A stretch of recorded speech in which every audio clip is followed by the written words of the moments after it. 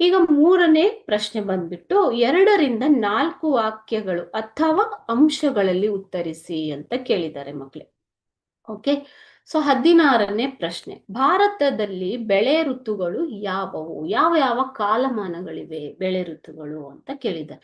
So ಉತ್ತರ ಬಂದ್ಬಿಟ್ಟು ಮುಂಗಾರು, ಮೊದಲನೆಯದಾಗಿ ಮುಂಗಾರು ಅಥವಾ ಖಾರಿಫ್ ಬೇಸಾಯ. ಓಕೆ, ಮುಂಗಾರು ಅಥವಾ ಖಾರಿಫ್ ಬೇಸಾಯ, ಮಾನ್ಸೂನ್ ಅಂತ ಕರಿತೀವಿ, ಅರ್ಲಿ ಮಾನ್ಸೂನ್ ಅಂತ ಕರಿತೀವಿ. ಸೊ ಇದರಲ್ಲಿ ಬಿತ್ತನೆಯ ಅವಧಿ ನಿಮಗೆ ಮಳೆಗಾಲದಲ್ಲಿ ಅಂದ್ರೆ ಜೂನ್ ಜುಲೈ ಟೈಮಲ್ಲಿ ಬಿತ್ತನೆಯ ಅವಧಿ ಇರುತ್ತೆ.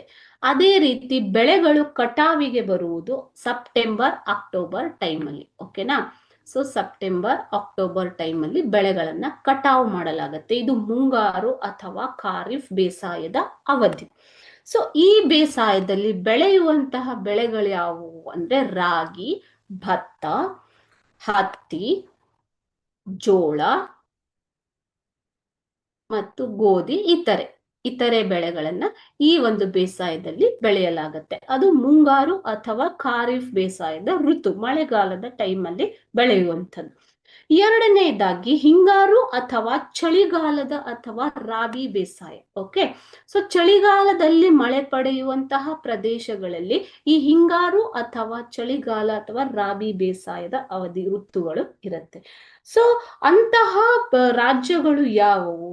Punjab, Haryana, okay, so UP. ಅದೇ ಸೌತ್ ಅಲ್ಲಿ, ದಕ್ಷಿಣ ಭಾಗದಲ್ಲಿ ಬಂದರೆ ನಿಮಗೆ ತಮಿಳುನಾಡು ಮತ್ತು ಆಂಧ್ರ ಪ್ರದೇಶ. ಇದು ಚಳಿಗಾಲದಲ್ಲಿ ಮಳೆ ಪಡೆಯುವಂತಹ ಪ್ರದೇಶಗಳು. ಇಲ್ಲಿ ರಾಬಿ ಬೇಸಾಯದ ಅವಧಿ ಇರುತ್ತೆ ಮಕ್ಕಳು. ಸೊ ಇದರಲ್ಲಿ ನಿಮಗೆ ಬಿತ್ತನೆಯ ಅವಧಿ ಬಂದ್ಬಿಟ್ಟು ಅಕ್ಟೋಬರ್ ಮತ್ತು ನವೆಂಬರ್ ಕಾಲದಲ್ಲಿ.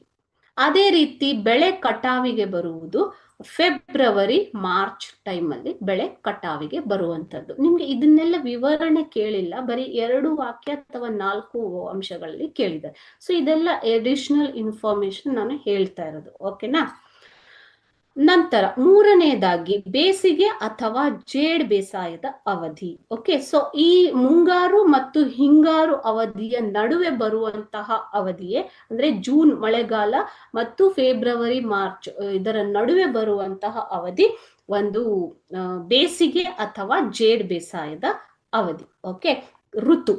ಸೊ ಇದರಲ್ಲಿ ಬೆಳೆಯುವಂತಹ ಬೆಳೆಗಳು ಯಾವುದು ಅಂತಂದ್ರೆ ಉದ್ದು, ಹೆಸರು, ಎಣ್ಣೆ ಬೀಜಗಳು ಇತ್ಯಾದಿ, ಆಯಿಲ್ ಸೀಡ್ಸ್. ಓಕೆ, ಶೇಂಗಾ ಮತ್ತೆ ಸೂರ್ಯಕಾಂತಿ ಎಣ್ಣೆ ಅಲ್ವಾ. ಸೊ ಇವೆಲ್ಲ ಎಣ್ಣೆ ಕೊಡುವಂತಹ ಒಂದು ಬೆಳೆಗಳು. ಸೊ ಇದು ಬೇಸಿಗೆ ಅಥವಾ ಜೇಡು ಬೇಸಾಯದ ಅವಧಿ. ಈ ರೀತಿಯಾಗಿ 3 ಋತುಗಳು ಇದ್ದಾವೆ ಭಾರತದಲ್ಲಿ. ಓಕೆ.